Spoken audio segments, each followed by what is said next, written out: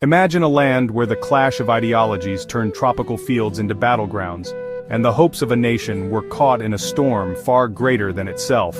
A country that stood as a symbol of resistance, but ultimately could not withstand the tides of war. Welcome to the Library of Lost Lands, where we delve into the stories of countries that once were but are no longer with us.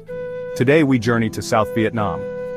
Formerly known as the Republic of Vietnam, it existed from 1955 to 1975.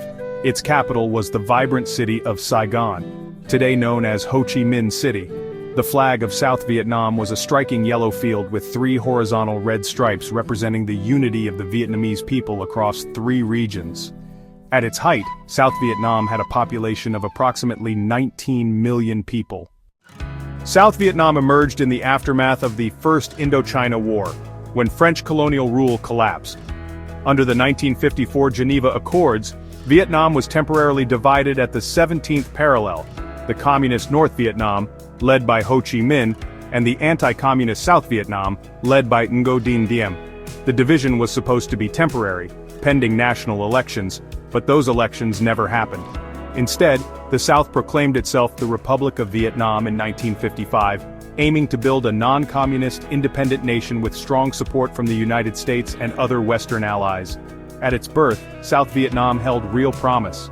With American financial and military support, there were dreams of transforming the country into a prosperous, democratic bulwark against communism in Southeast Asia. Cities like Saigon became bustling hubs of culture, commerce, and modern life. There was hope that South Vietnam could modernize rapidly, uplift rural communities, and stand tall on the world stage. But from the beginning, the challenges were staggering. Political instability plagued South Vietnam. Coup, assassinations, and revolving door leadership undermined the legitimacy of its government. Corruption was rampant, and promises of land reform and social improvement often went unfulfilled.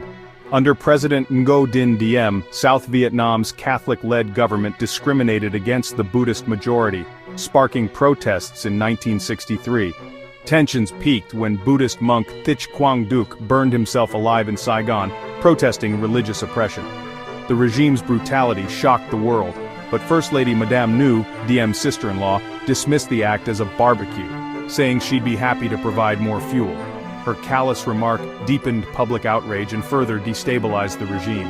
Meanwhile, the communist insurgency, the Viet Cong, grew stronger, fueled by northern support and widespread rural dissatisfaction. The United States escalated its involvement, leading to a long and brutal conflict known as the Vietnam War. Despite massive foreign aid and military intervention, South Vietnam struggled to win the hearts and minds of its own people. The final collapse came swiftly. After years of fighting, American forces withdrew in 1973, leaving South Vietnam to stand alone.